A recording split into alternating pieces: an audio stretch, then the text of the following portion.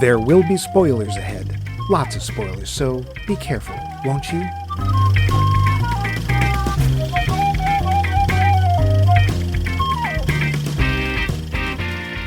You all know me. You know what I do for a living. I watch movies. This movie you've got, it's a big un. Bigger than you know. Movie like the original Jaws, swallow you whole. A little shaking, a little tenderizing, and down you go. I'll watch it for 3,000 bumpy bucks, but I'll review it and podcast it for 10. Surprise! We're disrupting our current series to bring you the last installment of our interrupting cow of a series, Summer Blockbusters and Summer Not. Who is that? Mike, it was me, Max. No, the beginning part. That was my flawless Robert Shaw impression. Uh-huh. Mm-hmm. That's right. Captain Squint. Yep. It's because of all the fish he eats. Yep. So let's face it, we didn't have a choice. This year is the 50th anniversary, 5-0, of the first true summer blockbuster, Steven Spielberg's Jaws. It also, by a staggering coincidence, happens to be our 350th episode. Oh, yeah. Something we totally planned. So you can see... I hadn't even noticed. Nope. We kind of had to do it. I am your host, Max, the tasseled woebegone shark, Levine, and floating nearby is your other host, Mike, the blobfish loose. Employ your anti-predator mechanism, Mike. Blah, blah, blah, blah, blah, blah, blah, blah, blah, blah, blah, blah, blah, blah. Close enough. But before we go back to the ocean, we have our poll question. Poll question. We wanted to know, is there a director whose films you just can't stand? You see his name and you're, nope. And if so, why? And if not, why not? Nick Hoffman leads off with, ooh, such a rich minefield. I think you're mixing your metaphors there a tad, Nick, but okay. I'm going with Michael Bay. Oh. Well, minefield is a kind of bomb, so sure. Aaron Perez says Wes Anderson. Oh. Wow.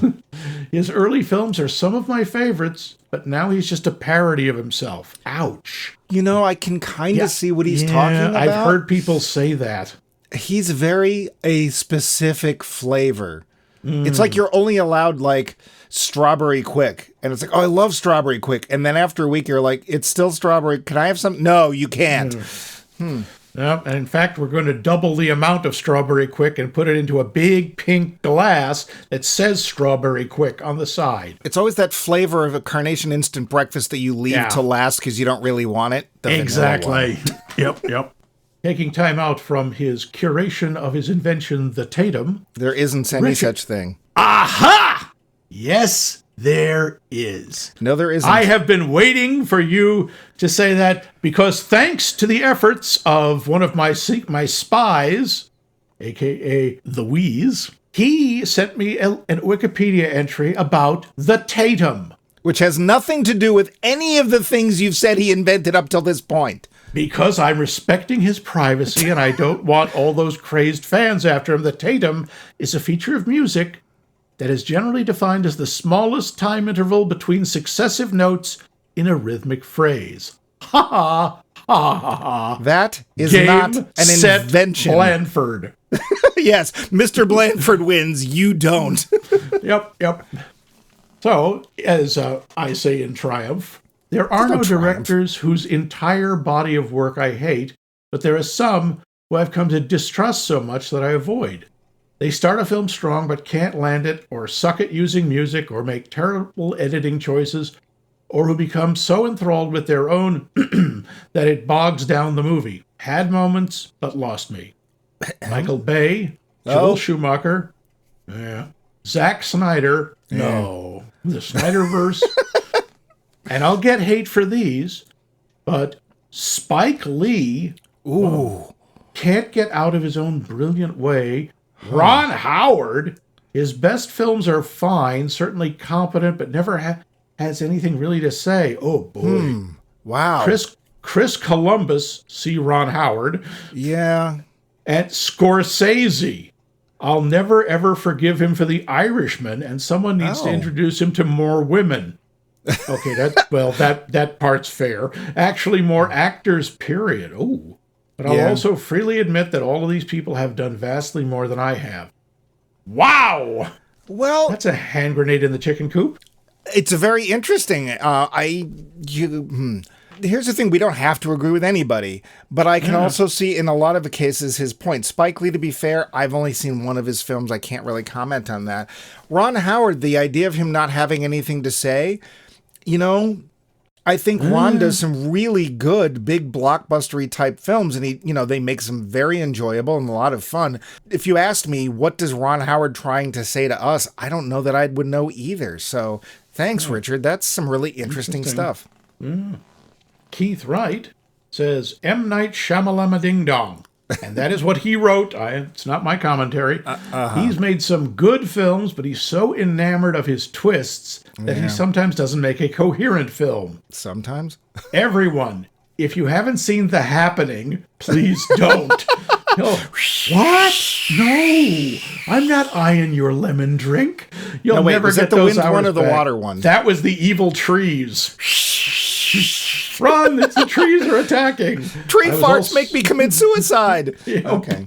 I was also angry at his superhero trilogy.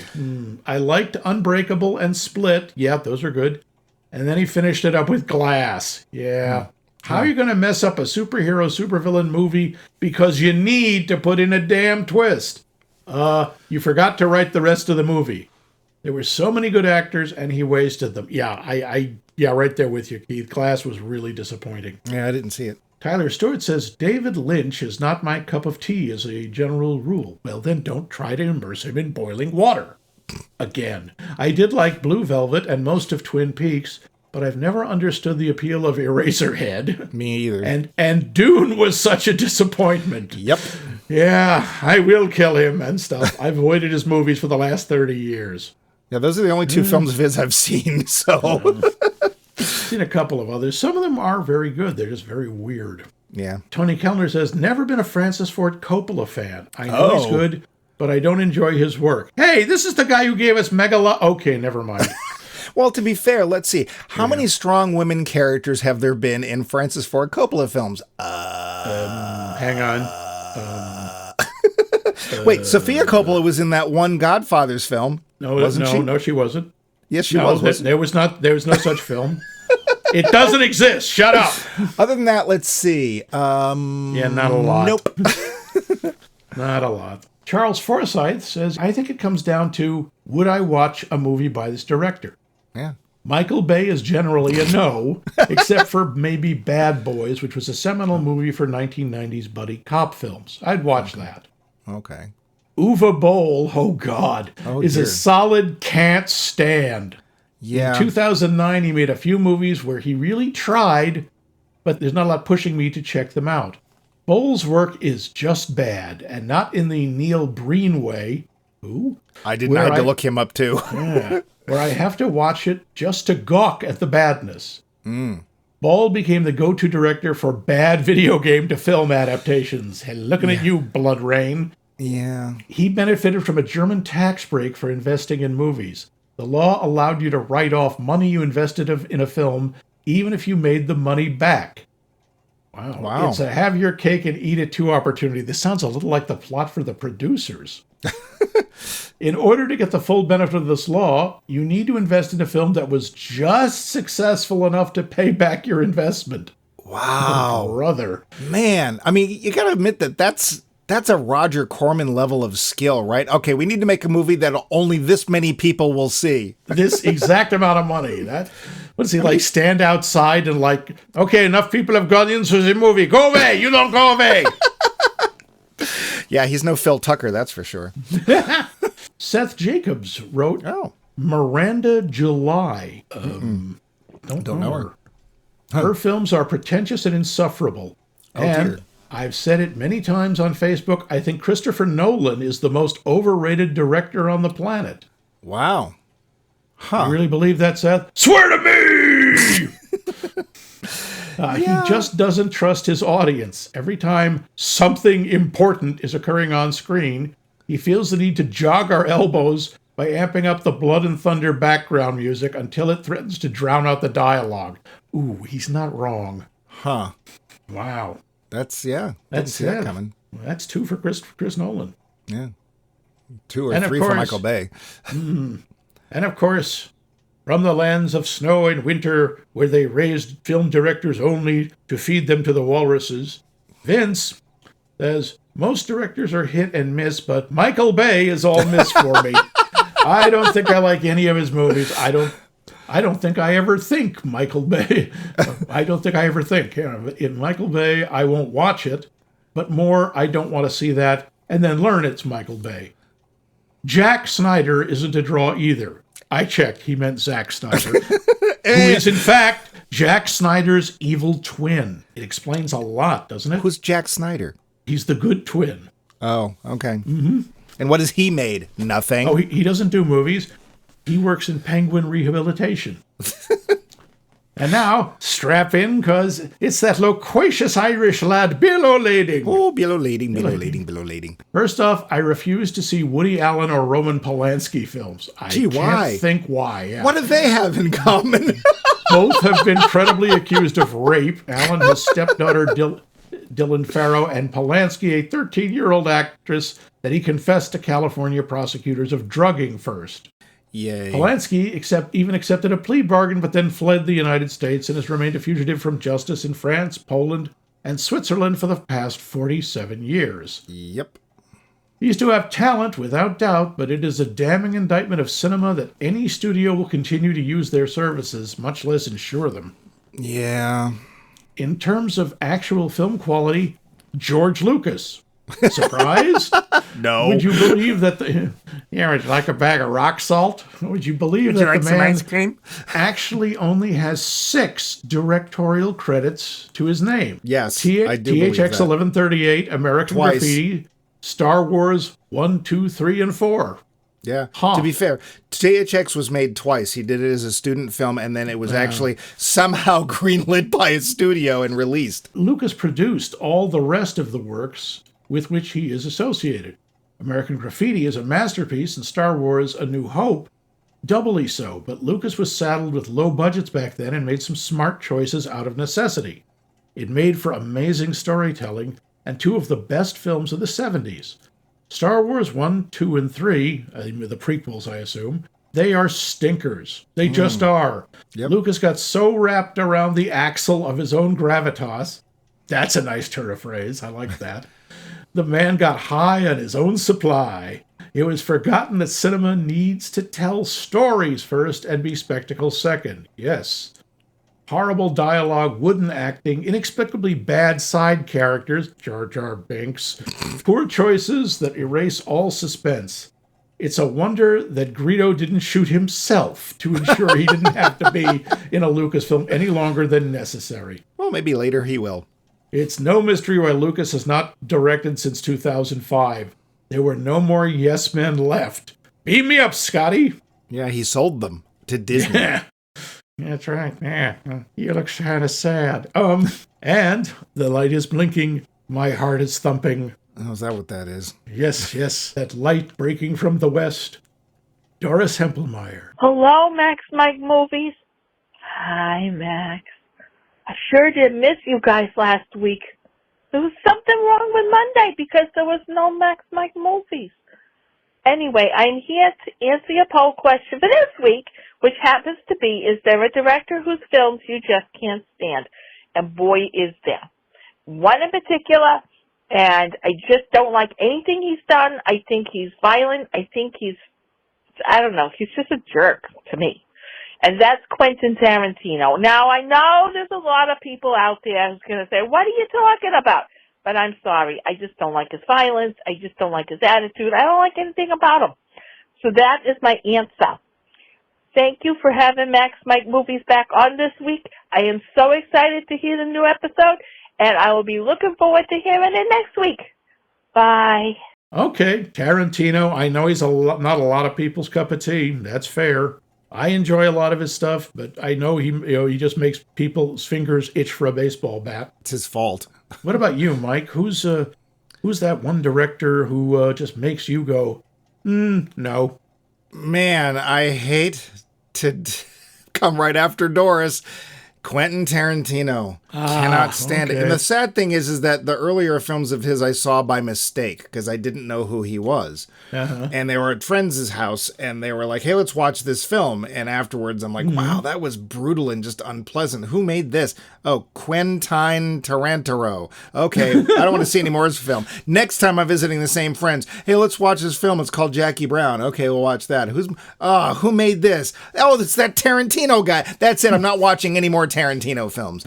And to be fair, after that, I have seen Kill Bills 1 and 2, which I didn't mind as much as his other films. And then we finally had to do Pulp Fiction for this show.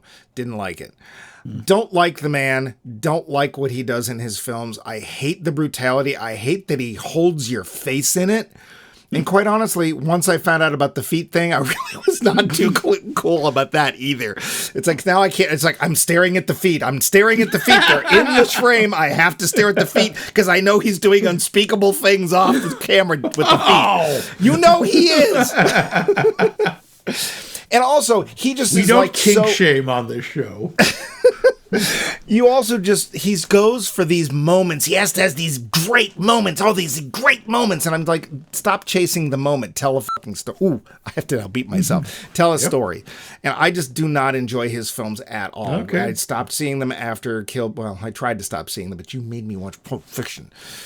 So, yeah, it's Quentin Tarantino. How about you, Max? Who is a director that you just were like, no? I gotta say, I jump on the Michael Bay train. I mean, at least you know they're going to be fast. Yeah, they're going to be fast, but they're also all going to blow up. I mean, you can just hear him watching a film and cut and cut and cut.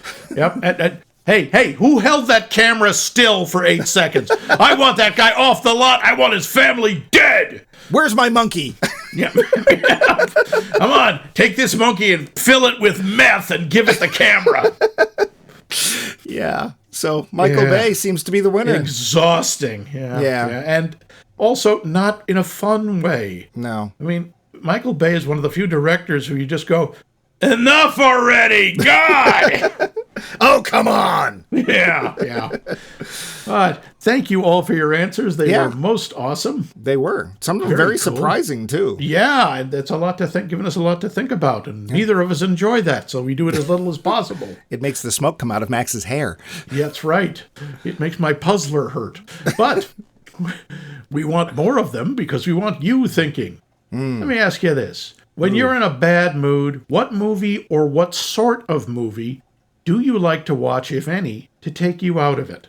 And we will tell you the deep, dark secret that lurks beneath the waves of how to answer that question for the three of you who don't know at the end of the show. But now, the facts. Budget. Oh, boy. $7 million. Yeah.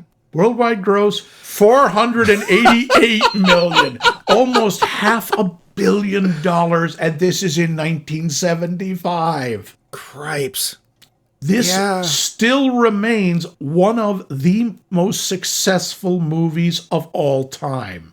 And it's about to make a bunch more money, too. Yes, a lot of people are seeing it in the re-release. This also explains why there was a Jaws 2, Jaws 3D, and Jaws the Revenge. Yeah. Which also explains why no one saw them. Yeah. This was only Spielberg's second theatrical movie ever. First one was the Goldie Hawn vehicle Sugarland Express. Oh, that's right. I forgot about that. I thought they were going to count Duel, but it's like that was a TV movie. From 1959 to 1973, all he did were TV shows and made-for-TV movies. TV movie. I made for TV, love you. Well, to be fair, one of those was an episode of Columbo, and it's a really good episode. And the movie Duel is fantastic. I've never seen it. Oh, it's really good. It's amazing how you can make a truck so damn scary. And without sticking a Green Goblin mask on the front. Thank you, Stephen King. Isn't it Dennis Weaver? Yes, it is. Ooh, McCloud. This movie was nominated for 4 Oscars and won 3. What are the 3, do you know? Yep, best sound, best film editing, and best music. It lost out on best picture. To what, do you know?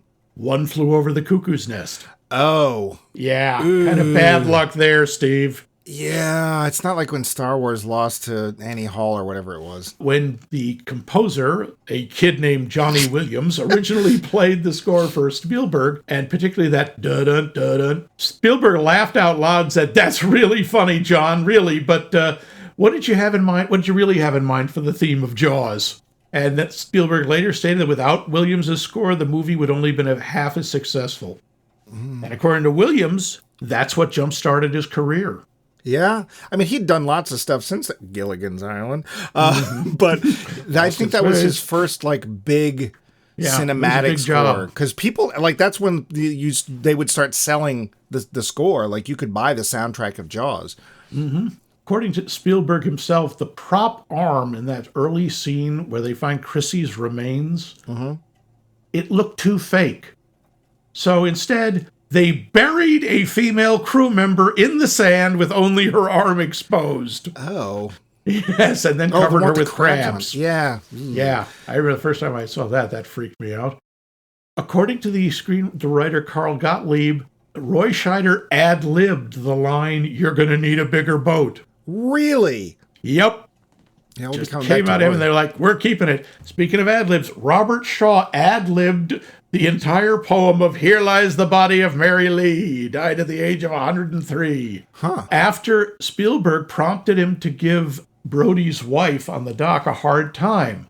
Asked later where he quoted it from because they were afraid they would have to get like a license for it and a release from the author. Shaw said that was unlikely because it was off an old grave marker in Ireland. Oh. Spielberg said when he first read Peter Benchley's novel, Jaws, he found himself rooting for the shark because the human characters were so unlikable. Oh.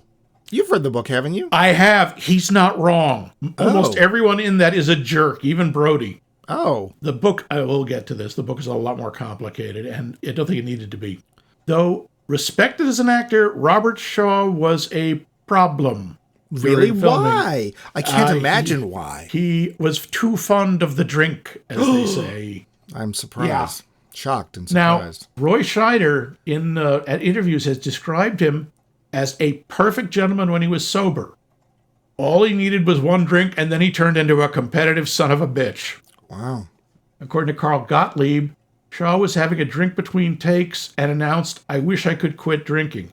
To the absolute shock of the rest of the crew, Richard Dreyfuss grabbed Shaw's glass and threw it into the ocean. Uh-oh. Yeah. For the rest of the shoot, Shaw was bullying Dreyfuss all over the place, offering him $1,000 to climb the 70-foot mast and jump into the ocean. Wow. Calling Dreyfuss a coward when he refused. On one day, Shaw sprayed him down with a fire hose, or a fire extinguisher, depending who you believe, causing an enraged Dreyfuss to storm off, saying, "That's it. I don't want to work with you anymore. Go bleep yourself." Huh.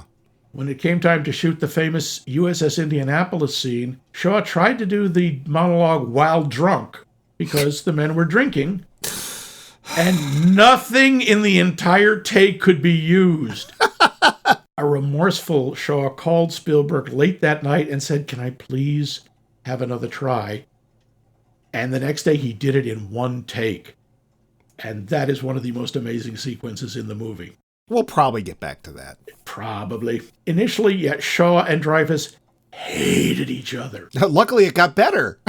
Yeah, it actually did. Did it? Dreyfuss later described Shaw as he was the largest personality I've ever met on this earth. Shaw invited Dreyfuss to act with him on stage, telling Dreyfuss, "I'll play Claudius to your Hamlet if you play the fool to my Lear." Dreyfuss agreed to it, but he said he would only do it after 10 years, so his acting skills could get closer to those of Shaw's. Wow. Shaw agreed, but he died too early. Those would have been some incredible shows to see. Dang. I bet nobody knows the name of the mechanical shark. It took so long to dig this up. Bruce. I'm going home. You are home. Yeah. Oh, right. Yeah. It was Bruce, named after Steven Spielberg's lawyer. Ouch. That I did not know. Yep. There were 3 mechanical Bruces. And they all worked so well. Yeah, Bruce, and myself were made, each with specialized functions. One shark was open on the right side, one was open on the left, and the third was fully skinned. Each shark cost about $250,000. Bruce has a total of 4 minutes of screen time. Yeah. Now, despite reports to the contrary, Bruce was actually tested in water before it arrived on Martha's Vineyard and worked perfectly. Mm-hmm. However, the tests were done in the non-saltwater tank at Universal. Oh, dear. And once it went in the actual ocean water, the salt wreaked havoc with everything. I bet it did. Spielberg was not the first choice to direct this movie. It was going to be the legendary Dick Richards. Oh, huh? Yeah, him. That guy. Remember? Yeah. He was fired after a meeting with producers and studio execs. One meeting, because in the meeting, he said that his opening shot would have the camera come out of the water to show the town, then the whale would come out of the water. Uh-oh. The producer said they were not making Moby Dick, and they didn't want to work with someone who didn't know the difference between a whale and a shark. Gee, why? Amity Island is, of course, Martha's Vineyard, Massachusetts. What? Primarily because even 12 miles out to sea, the sandy bottom is only 30 feet down. Wow. So a mechanical shark could work. Oh. Actual residents were paid $64 to scream and run across the beach as extras. Yay! That's why if you look closely, some of them are laughing. Shh. During the production, or pre-production, Spielberg brought out his friends Martin Scorsese, George Lucas, and John Milius to the effect shop where the 25-foot-long Bruce shark was being constructed. Lucas said, "If you can get half of this on film, you'll be the biggest hit of all time." What the hell was that? That's my flawless George Lucas impression. Lucas stuck his head in the shark's mouth to see how it worked, and as a joke, Milius and Spielberg stuck to the controls and made the jaws clamp down on Lucas's head. Unfortunately, and rather prophetically considering the technical difficulties they'd have, the shark malfunctioned and Lucas got stuck in the mouth of the shark. And to this day, that's where he is. Yeah. When Spielberg and Milius were finally able to free him, the 3 men ran out of the workshop because, as Milius later said, "We knew we'd broken something expensive." Well, they wouldn't be the last one, so. The average tourist population of Martha's Vineyard before the film was released was about 5,000 people. Uh-oh. After it came out, it went up to 15,000. Not a big place. Yeah, no. I wonder where they put them all. Author Peter Benchley, who shows up as the newscaster, was thrown off the set after objecting to the climax of the film. He was also fired for weighing the story down with too many subplots involving romance and mafia intrigue. Mafia Oh, intrigue? yeah. Yes, the mob has an influence. It gets really confusing. Oh, yeah, and Hooper and Brody's wife have an affair. Okay. That makes sense. Wow. Uh-huh. The blowing up of the shark was scheduled for the last day of the shoot, sensibly. 4 cameras were trained on it. Spielberg, however, wasn't there. He decided that before the crew had a chance to do any kind of prank on him to mark the end of principal photography, he would just leave. Oh. He and Richard Dreyfuss were on a plane to Boston when the actor turned to him and asked how the final shot went. Spielberg just looked at him, smiled, and said, "They're shooting it right now," and Dreyfuss just went into hysterics. He was just cracking up. Luckily, it went fine. Yep. Quint's name comes from the Latin word for fifth. Quint is the 5th person killed by the shark. Oh, see, I thought it was because he drinks a 5th before every shot. That too. By the way, if at some point Brody's kids, Michael and Sean, sound a little familiar, it's because some of their voices, their outdoor scenes, were voice dubbed by June Foray. Oh, God. Oh, what's up, Bullwinkle? Mm-hmm. Quint's mannerisms were based on a guy named Craig Kingsbury, a local eccentric farmer. You can see Kingsbury in this movie as Ben Gardner, whose head is later found underwater, but he's the one, they're going to be sorry when their mothers met their fathers. He was originally hired just to show the local dialect to Robert Shaw. And he was hired to chat with Shaw. To ignore it. Yes. He went on and was like telling him stories about sharks and shark fishing. A PA recorded everything and some bits made it into the script. Oh, neat. You know, especially even like the line, Not like chasing no Tommy cod or bluegill in a pond. Ah. There is a ton Yeah. of other stuff. Do you have anything you wanted to throw in? No. I knew this was going to be an exceedingly I mean, they just released a documentary on it, which, to be fair, we don't usually endorse anything like this, but the documentary, which I think is both on Nat Geo or Disney, depending on which one you have, is a really cool documentary about the making of this film. So take a look at that. And honestly, before we get to the end, if you've never seen Jaws, or if you've only seen it on a small screen and you have any liking for it, go out and see it. Now, whether we liked it, that's a different story. But big suspense here. But speaking of different stories, could you tell us a story Yes, of Jaws? The one without the mob, please. Oh, right. The mob? Hello, children. Hello. Once upon a time, there was a big, happy Carcharodon carcharius, or great white shark, who loved to swim and eat and make little sharks. Ooh. He swam and swam in the ocean until one day he found a big island with lots of funny pink monkeys living on it. The shark wondered if the pink monkeys would be friends with him and tried to introduce himself to some of the silly monkeys, but they were too squishy and silly and made funny loud noises when the shark came to hug them with his mouth. What was a poor shark to do? Worse, the pink monkeys got all angry and upset and shouty, and some of them said they shouldn't go in the water to play with the nice sharky anymore. Ooh, mean monkeys! But the king of the monkeys, who wore a shiny striped suit, said, No, the shark just wants to be friends. We should all go in the water and let him hug us. Yay, king of the monkeys!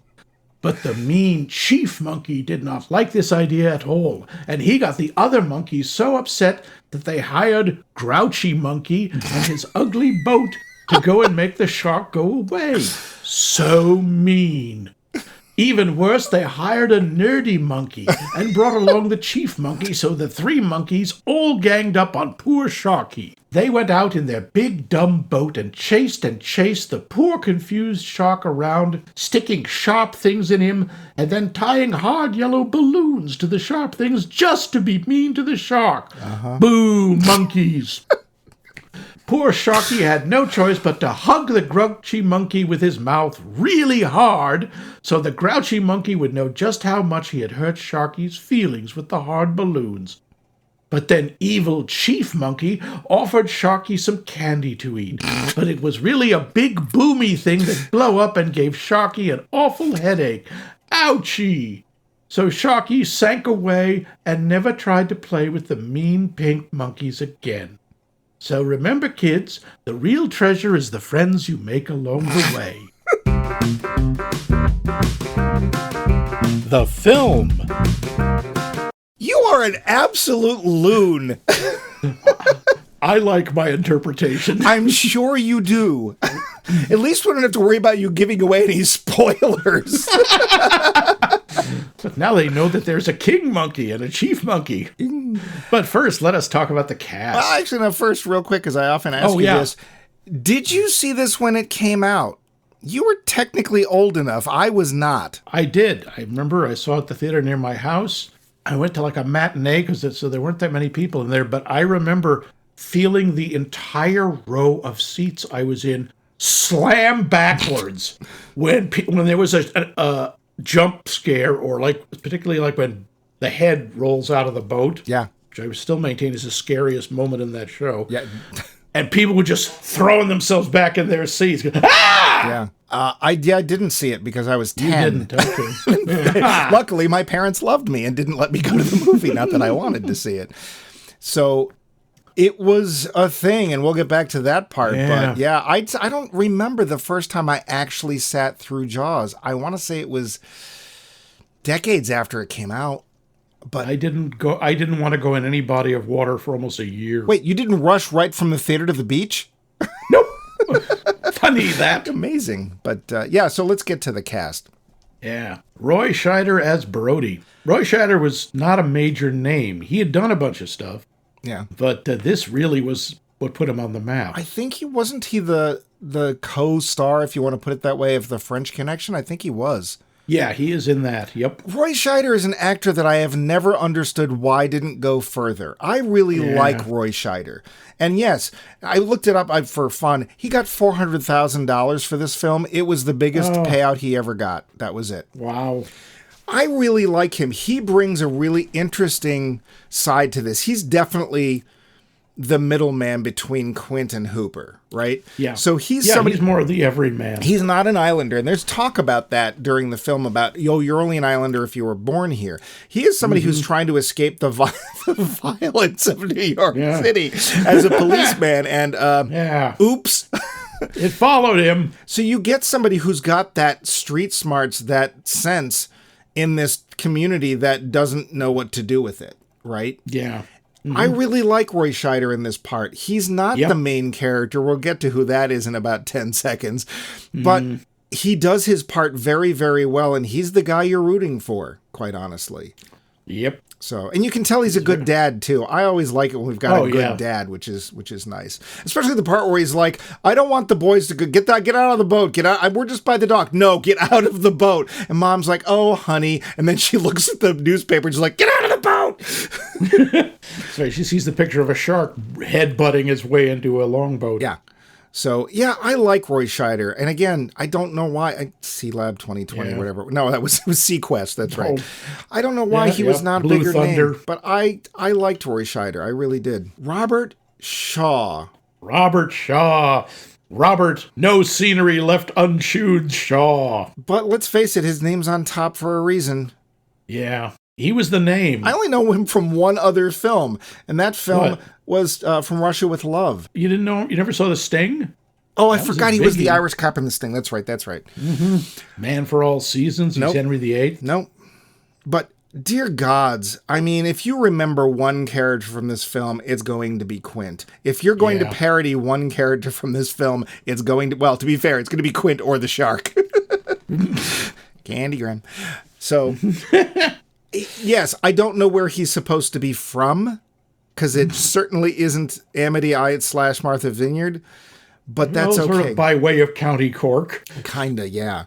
But, dear gods, talk about a character with depth. The first time he shows up, and I don't know about the sound system in the theater that when you saw this recently, but the sound system in my theater was too good because that damn fingernails in the blackboard worked just fine.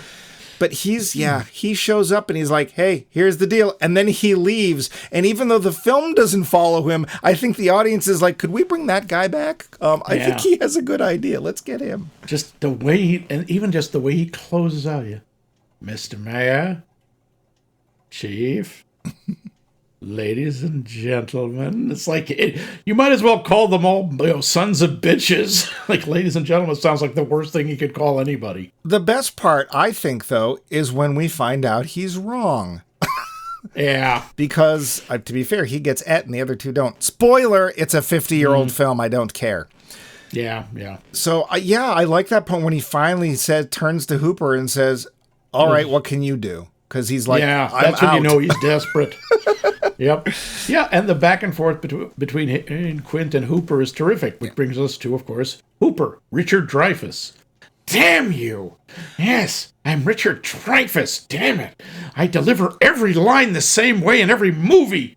I don't know, you know what? I saw this and I'm like, I miss Richard Dreyfuss.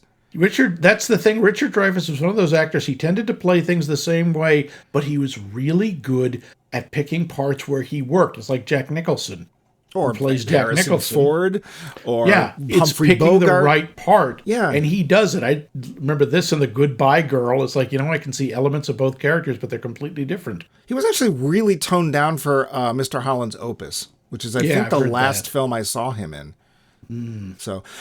He's really good in this. I actually really love the scene where he's been made fun of one too many times by either Robert Shaw or Quint. It's hard to tell. And he just starts making faces at the camera. Yep. He started, don't think I can take this abuse much longer.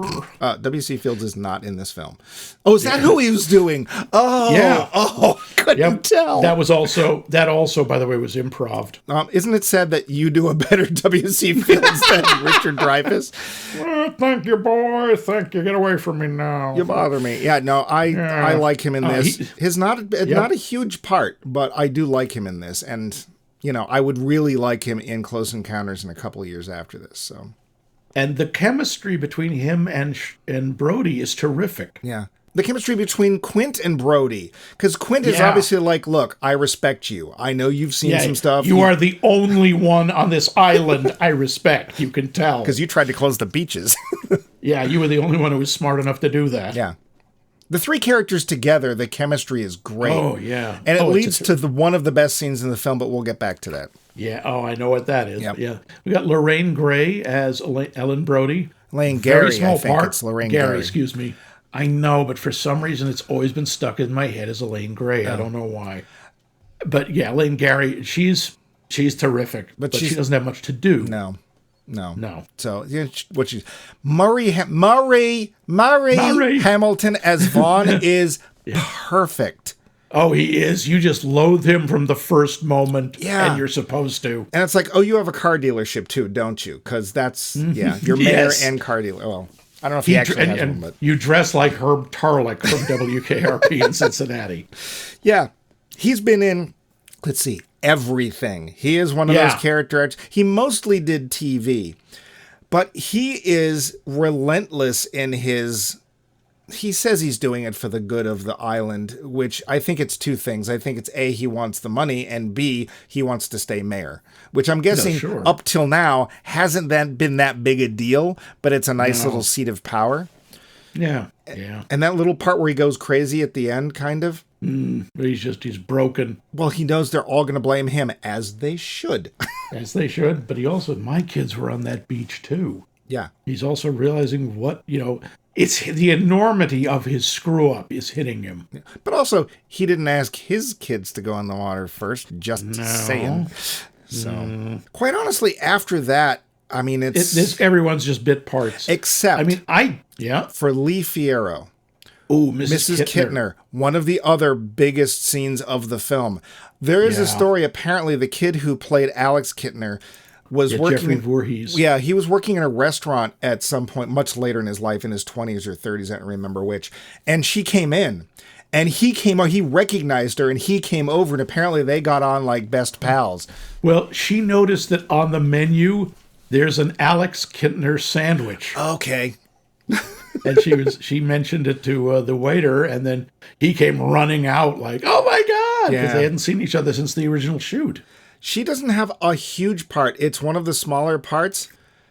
But it is one of the most powerful scenes of the film. She comes up, obviously, after she's buried her son, who's been and she comes right up to Brody, and she basically says, you send people into the beach, into the waters, and you knew. And she slaps him. And man, and he just stands there stunned, because what else can he do? Apparently, it took him 17 takes to get the slap right, because she couldn't do a fake slap. She wasn't an actor. She was one of the locals. Really? Yeah, they hired her because she had the right look. And apparently, at one point, she ended up hitting him so hard, she knocked his glasses off. Well, good for her. And she's a standout amongst a lot of other people that are and she only has about 4 lines. Yeah. But she is utterly memorable. Yeah. The kids who played Brody's kids, Chris Rebello and Jay Mello, they're fine. They don't do much, but they're fine. They're kids. They make good kids. Or chum. Yep. Ooh. No, neither of them gets eaten. No. It's all very believable, and it's interesting. I guess Quint Robert Shaw is a big name, but he's not a household name. Yeah. No, he was very well known, though. But he's not like, we're not talking again Gene Hackman or something like that. No. And I think that actually works much better with this film. I don't think we want a big Hollywood name in this film. Somebody like Gene Hackman, I think, would have been fine, because Gene Hackman is not... He's not going to Harrison Ford all over the place, right? He's not a movie star. He does his thing. He is a really good, solid actor, and then he doesn't do any of the celebrity stuff. Apparently Hackman was never into that stuff. But otherwise, this does not need to be a big star vehicle. We don't need some big name to be in this film. No. So, yeah, good solid cast. Yep, terrific cast. So, this was a summer blockbuster, or I should say the summer blockbuster, which is the reason we're doing this. people didn't go to the movies quite. I mean, The Sting was after or before? I think it was before. I think it was too. I think it was 1974. The Sting was a big film at the time. It is another film that everybody parodied and everybody knew about. I mean, it's Redford and Newman too, so it's like we just love them in Butch Cassidy, so we're gonna love them in this. But it $400 million. Yeah, unbelievable. It is this blew everything else out of the water. Literally. I don't think that today's moviegoers understand how ubiquitous this film was. Even if you Except it wasn't. It never showed on more than 1,000 screens when it came out. No, but everybody knew about it. It was being parodied. Mad Magazine, Saturday Night Live. Yeah, a brand new show called Saturday Night Live. And if you went into the grocery store, those little gumball machines had knockoff Jaws shark stickers in them. Jaws t-shirts, everything. There was Jaws beach towels. Everywhere you went, there was Jaws something. Everyone was going around. If there was any kind of suspense about anything, everyone's going, dun-dun, dun-dun. People who've never seen the movie know those two notes on the cello. The opening of Airplane, the tail fin of the plane is going through the clouds and they start playing it. It is part of the, I hate the word, it's part of the zeitgeist. It's part of our collective consciousness. Everyone knows it. People who've never seen the movie know it. But let's face it, it's a 70s film, and that can carry some baggage, which we may get back to at the end of the show. But let's talk. It is talking about the clothes, but yeah, most of it's beachwear. It's not that big a deal. My favorite part is, oh, you shot with locals. I know that accent. Especially this one guy. I can't remember if it's the guy who dies or not, but he's on the boat, and I think it is the guy whose head we find later, and he's sitting there. It's not like fishing for blah blah blah blah blah. It's like, yep, there's that thick Martha's Vineyard Boston accent. Yeah. Or Harry, the guy that, we know about you, Chief. You don't go in the water. Yeah. Just that some bad hat, Harry. Yeah. If you're from New England, you knew where it was being filmed. And it was nice that it was filmed there and not in California, because it would have been a totally different vibe. So it is also fun when Roy Scheider is trying to talk like he's local.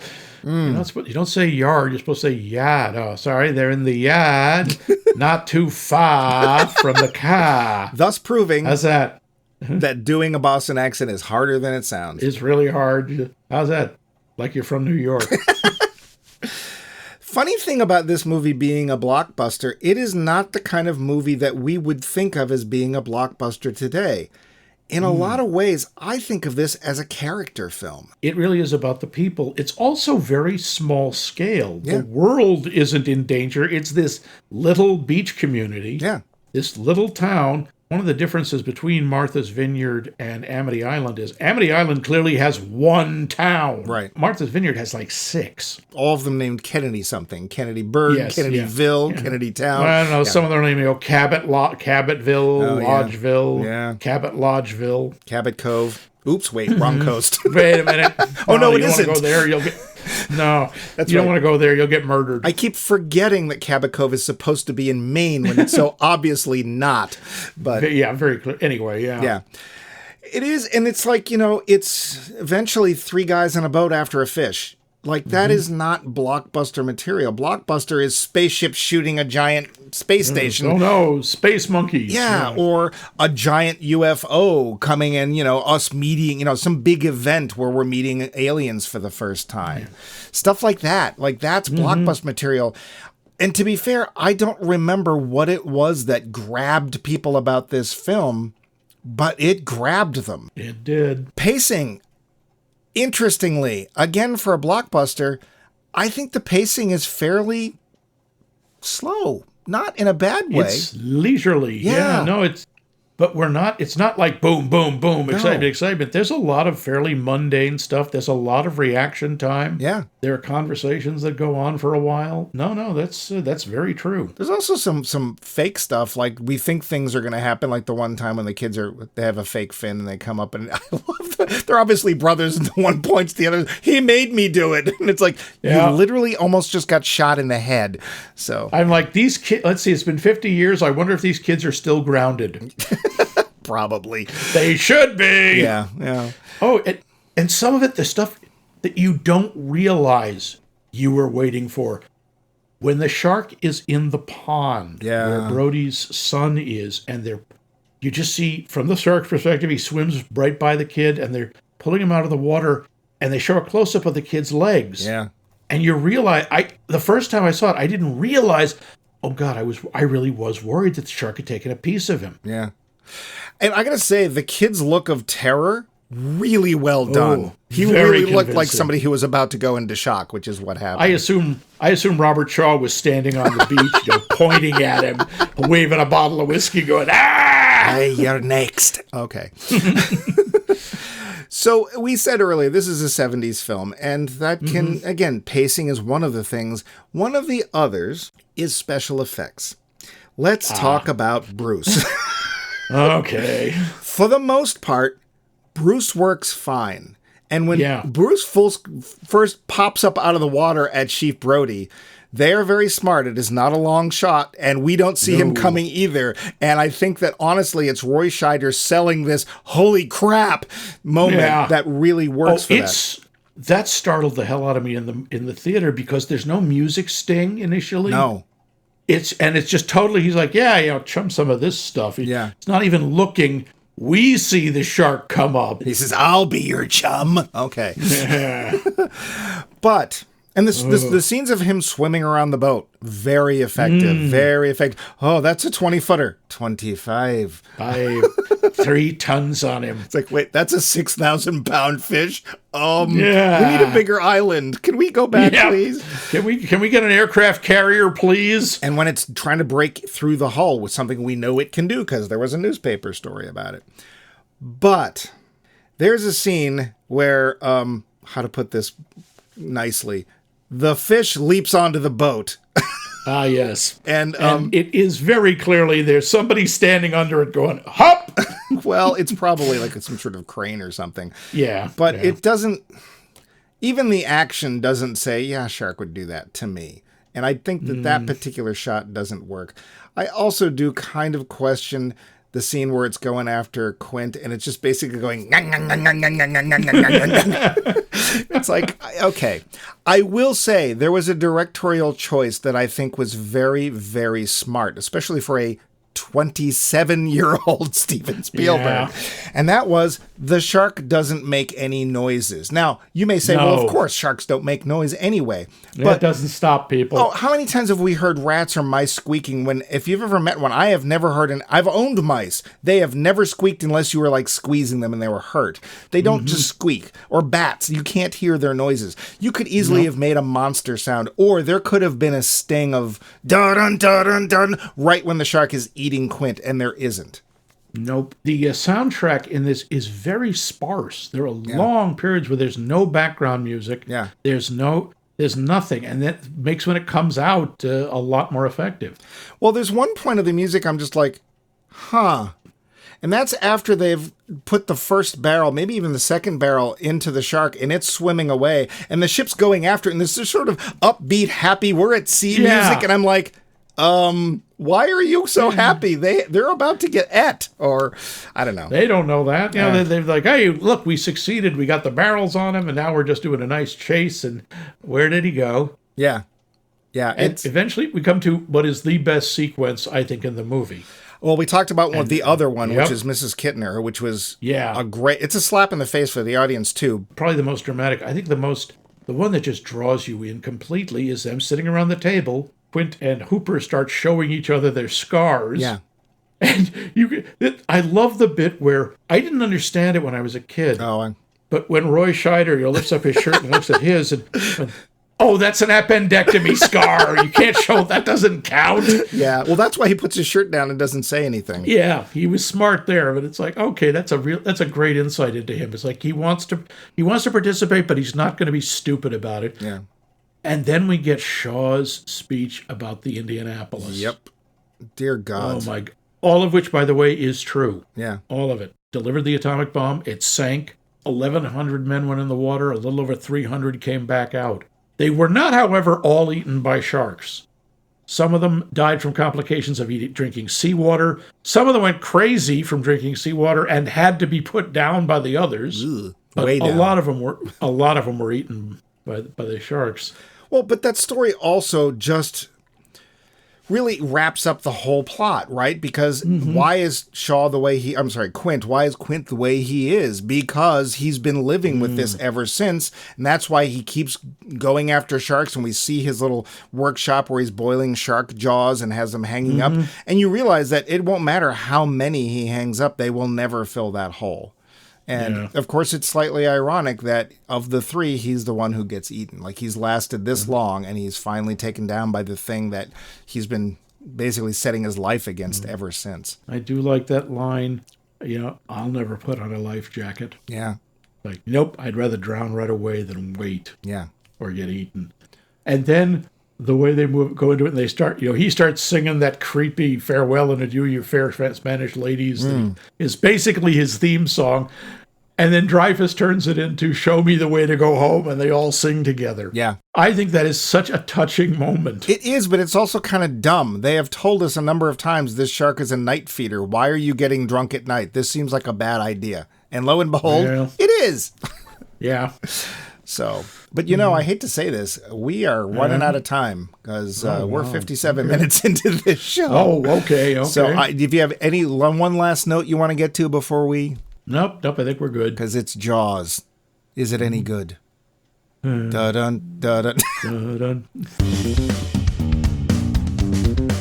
The finish. So, Max, when was the last time you actually sat and watched Jaws? All the way through. Oh, boy. Oh, all the way through? Yeah. God, it's been years. No in the background. No skipping I've seen scenes. it in the background. I've come across it. I don't know. It's been like 20 years probably since I watched the whole thing. And I don't think I've seen it on the big screen since it first came out. Now, when you were a kid, you said it scared the poop out of you. Yes, it did. And to be fair, you were a youngster. Do you remember if you liked the film? Oh, I did. I remember I was absolutely enthralled. Did you become into sharks for a while, or? I was a little bit into sharks. Mostly I was, how do I stay as far away from them as possible? I'm going to go with Ohio. Yeah. I was like, Mom, can we move inland a lot? Yeah. Many people point out that is one of the controversies of this movie.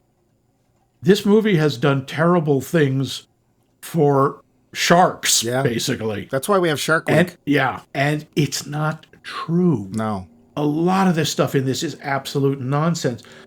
Sharks, first off, they don't go looking for vengeance, which, by the way, is a theme in the following three movies. Yeah. They almost never eat humans. They don't like us. We're at the top of the food chain. The higher up the food chain you go, the worse the meat is. They attack us because they think we're seals. Yeah. Deadly creatures. Atne ute eitbre, however. Yeah. I mean, they'll still nibble if they get a chance. Even Peter Benchley said, because he didn't know that much about them, he said, I wouldn't have done this. I'm really sorry I wrote this book. I think it was terrible because it caused a massive drop in the shark populations. Yeah. Around this country and around the world. Taking that into account, taking the account that it scared the crap out of you when you were a kid, and the fact that it's a 70s film, it's 50 years old. You went and saw it in the theater, I assume, right? Yep, I did. What did you think this time around? Okay, it's funny. I noticed it much more the quality of the movie. The cinematography is so good, and the editing is so tight, it's not scary to me anymore. Because I have seen this movie in pieces so many times. I know where all the scares are. I know what's going to happen.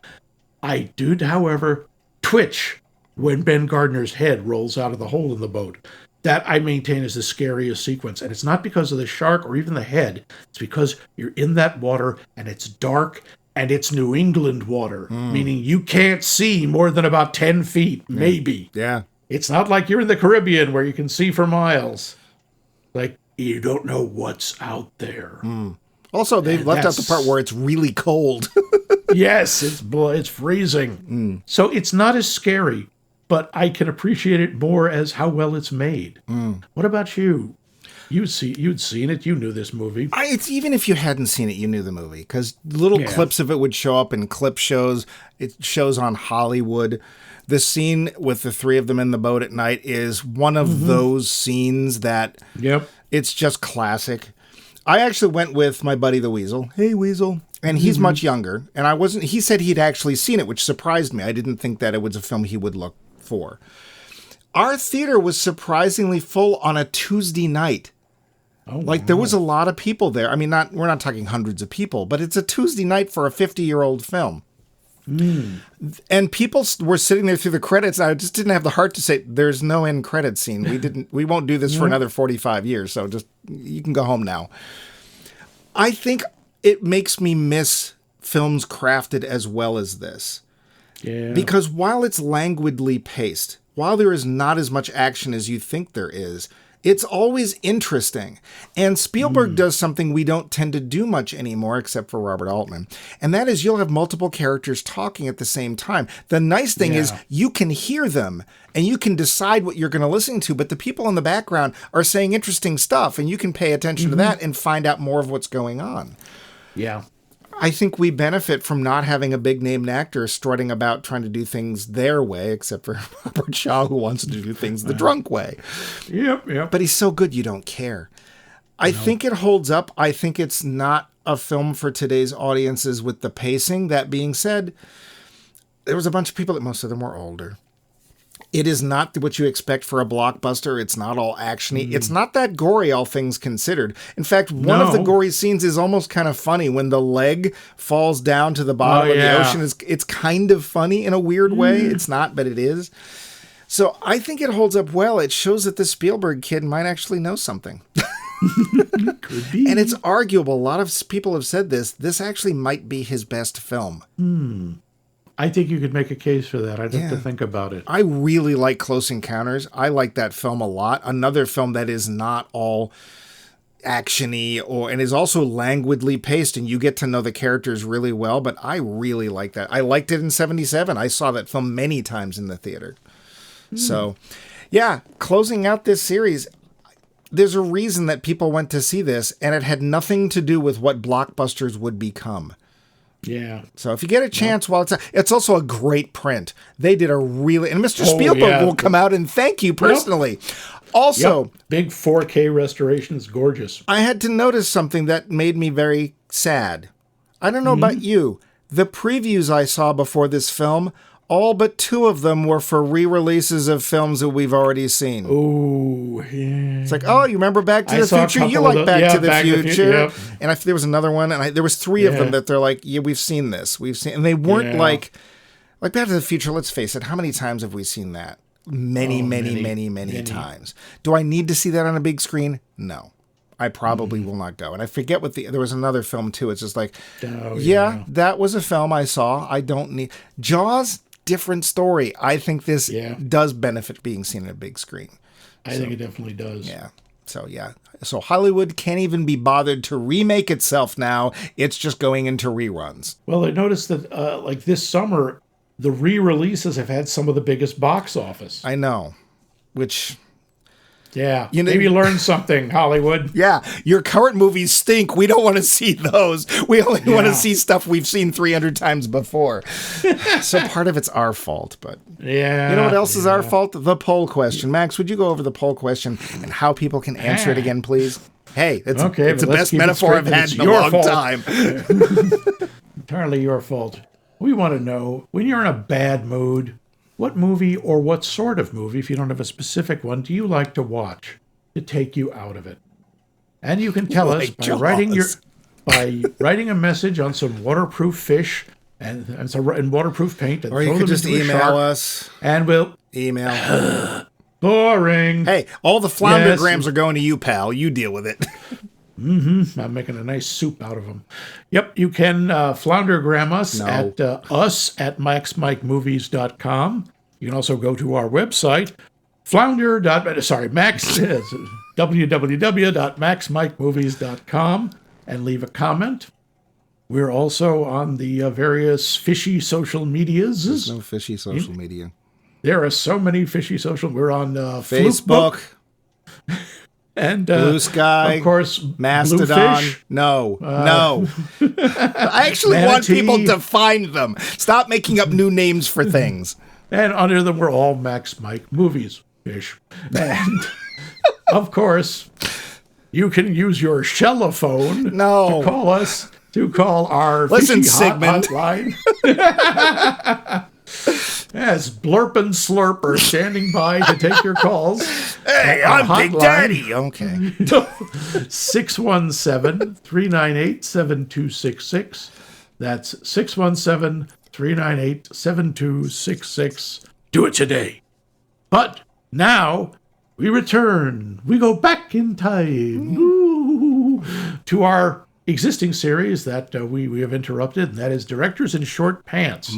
What short-panted director are we going to check out next week, Mike? Well, interestingly, this director showed up in the list of least favorite director answers for this week's poll question.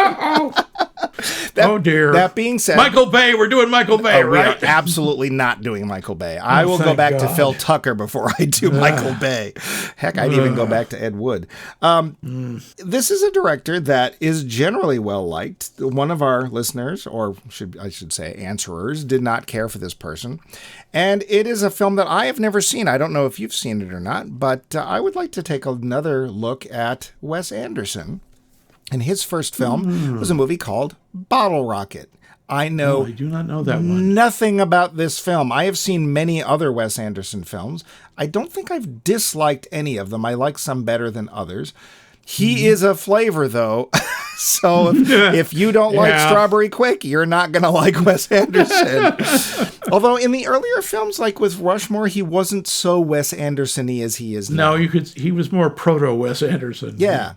He now has sloughed off the cocoon and emerged as a beautiful Wes Anderson fly. Sure.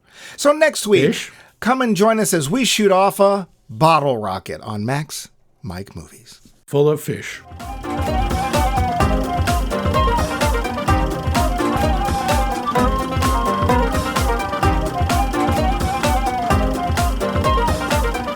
This has been a co-production of The Voice of Max and The Movie Wrench.